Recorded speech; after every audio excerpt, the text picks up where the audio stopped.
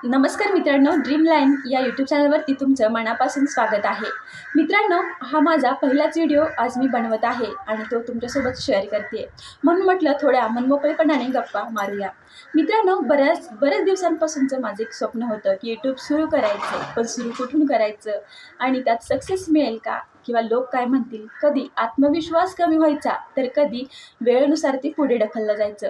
पण आज फायनली मी ते सुरू केले.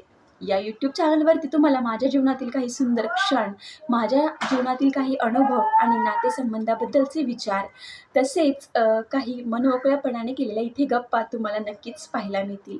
आता तुम्हाला वाटेल की ड्रीमलाईन हे नाव मी का निवडलं, तर नक्कीच सांगेन.